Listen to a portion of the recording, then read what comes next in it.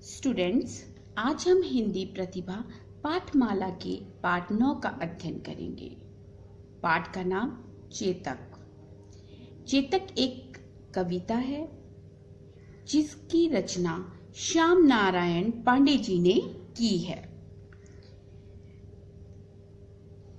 प्रस्तुत कविता में कवि श्याम नारायण पांडे जी ने महाराणा प्रताप के घोड़े चेतक की वीरता की व्याख्या की है कि चेतक एक समझदार और अपने स्वामी के प्राणों की रक्षा करने वाला घोड़ा था।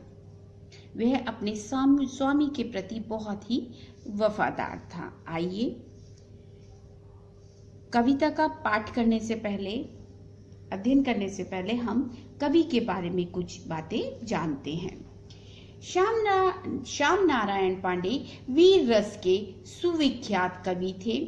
श्याम नारायण पांडे जी का जन्म 1907 में उत्तर प्रदेश के आजमगढ़ जिले में हुआ था। अपनी प्रारंभिक शिक्षा के बाद उन्होंने काशी से संस्कृत भाषा का अध्ययन किया। अपने जीवन काल में उन्होंने 4 उत्कृष्ट महाकाव्यों की रचना की, जिसमें हल्दी घाटी और जौहर सर्वाधिक लोकप्रिय हैं। उनका देहांत 1991 में हुआ। हल्दी घाटी महाकाव्य वीर शिरोमणि महाराणा प्रताप के जीवन और वीरता का काव्य है। जौहर महाकाव्य रानी पद्मावती का आख्यान है। ये दोनों ही, हल्दी घाटी और जौहर, राजस्थान में सर्वाधिक प्रसिद्ध हैं। वहां के लोक गाथाओं में इनकी चर्चा मिलती है। हल्दी घाटी के लिए कवि को देव पुरस्कार से भी सम्मानित किया गया। इनकी और रचनाएं हैं जय पराजय, शिवाजी, गोरावध, परशुराम, जय हनुमान, हल्दी घाटी और जौहर इत्यादि। ये खड़ी बोली के कवि थे। आइए अब हम कविता का अध्ययन करते हैं। रणबीच चौकड़ी भर भर कर चेतक बन गया निराला था। राणा प्रताप के घोड़े से पड़ गया हवा का पाला था।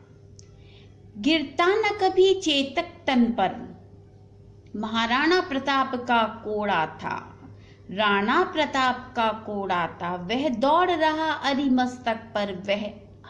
वह आसमान का घोड़ा था, जो तनिक हवा से बाघेली लेकर सवार उड़ जाता था। राणा की पुतली फिरी नहीं, तब तक चेतक मुड़ जाता था। कौशल दिखलाया चालों में, उड़ गया भयंकर भालों में। निर्भीक गया वह ढालों में, सरपट दौड़ा कर नालों में। है यहीं रहा और अब यहाँ नहीं, है यहीं रहा अब यहाँ नहीं। वह वहीं रहा अब वहाँ नहीं, थी जगह न कोई जहाँ नहीं। किस अरिमस्तक पर कहाँ नहीं। बढ़ते नद सा वह लहर गया, वह गया गया फिर ठहर गया। विकराल ब्रज में बादल सा, अरि की सेना पर कहर गया। भाला गिर गया गिरा निशंग, है टापों से खन गया अंग। बैरी समाज रह गया दंग, घोड़े का ऐसा देख रंग। ये वीर रस की कविता है। आइए अब इसका भाव स्पष्ट करते हैं। रणबीच चौकड़ी भर भर कर, रण माने युद्ध, है ना, युद्ध भूमि। रण का अर्थ है युद्ध, चौकड़ी का अर्थ छलांग, निराला का अर्थ अद्भुत, अनोखा। ठीक।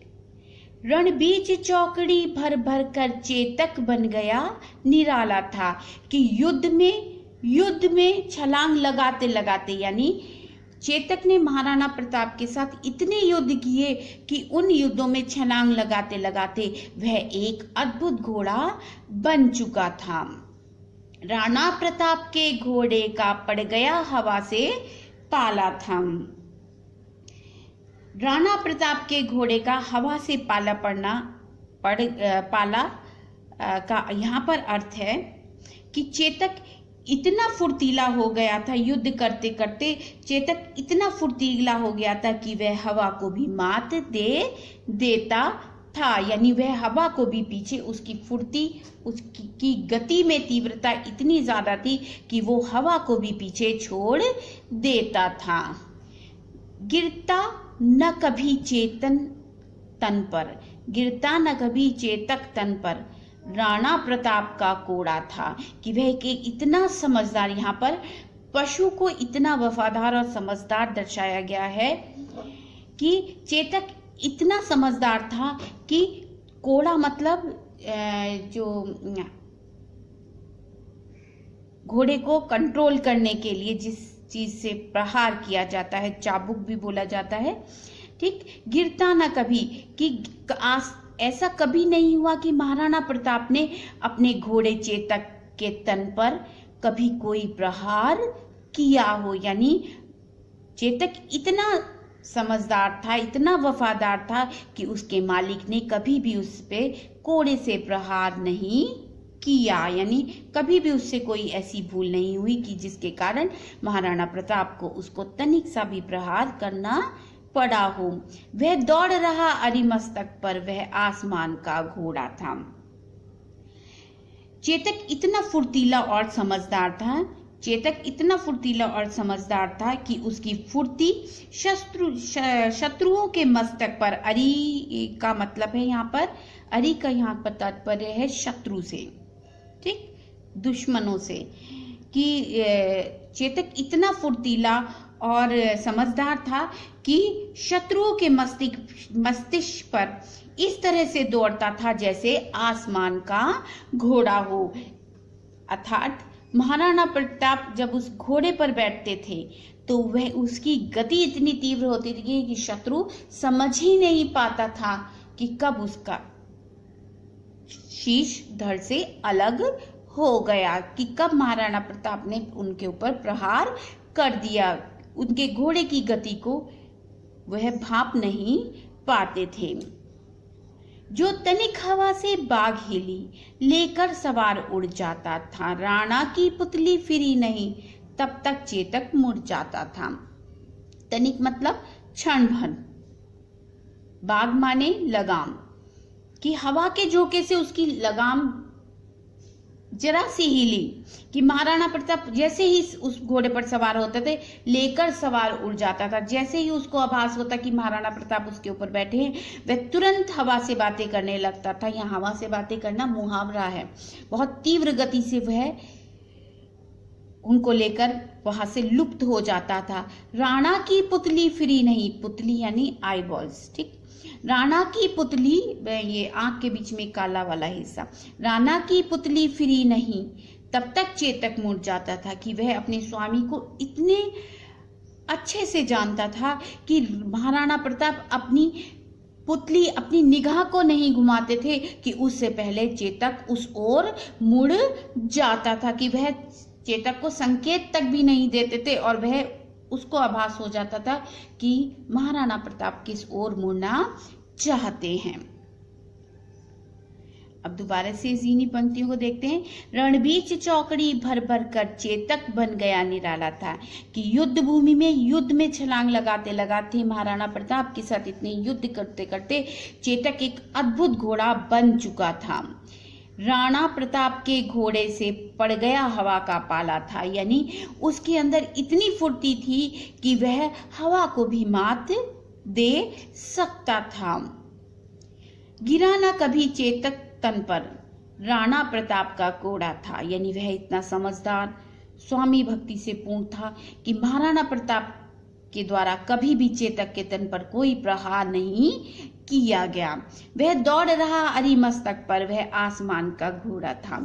जब महाराणा प्रताप उस पर चढ़कर युद्ध करते थे तो दुश्मन के मस्तक पर वह दुश्मन के मस्तक पर इस तरीके से प्रहार करते थे, ऐसा प्रतीत होता था जैसे यह आसमान का घोड़ा है, यानी हवा से बात करने वाला घोड़ा है। ये हवा से बातें करना ये मुहावरा है, जैसे घोड़ा तीव्र गति वाले घोड़े को, फुर्तीला घोड़ा।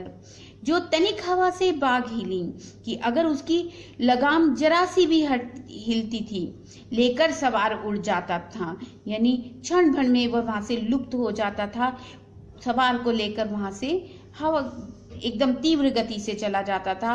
राणा की पुतली फिरी नहीं, कि राणा की पुतली फिरी थी नहीं, महाराणा प्रताप इतने संकेत भी नहीं देते थे, तब तक चेतक मुड़ जाता था और चेतक जो है उस जगह की ओर, उस दिशा की ओर मुड़ जाता था जहां महाराणा प्रताप जाना चाहते थे, संकेत देना चाहते थे। कौशल दिखलाया चालों में, उड़ गया भयंकर भालों में, निर्भीक गया वह ढालों में, सरपट दौड़ा कर नालों में। है यहीं रहा अब यहाँ नहीं, वह वहीं रहा अब वहां नहीं, थी जगह न कोई जहां नहीं, किस अरि मस्तिष्क पर कहा नहीं। बढ़ती नद सा वह लहर गया, वह गया गया फिर ठहर गया, विकराल व्रज में बादल सा अरि की सेना पर गहर गया। भाला गिर गया गिरा निशंग, ये टापों से खन गया अंग, बैरी समाज रह गया दंग, घोड़े का देख रंग, घोड़े का ऐसा देख रंग। इन पद्यांशों को हम अगली वीडियो में पढ़ेंगे। आप इस कविता को अपनी उत्तर पुस्तिका यानी कॉपी में स्वच्छता के साथ लिखेंगे, साफ साफ लेख मतलब राइटिंग में लिखेंगे, और अगर हो सके तो चित्र भी बनाएंगे, और इस कविता को आप याद करेंगे, कंठस्थ करेंगे। जब भी स्कूल खुलेगा मैं आपसे ये कविता अवश्य ही सुनूंगी।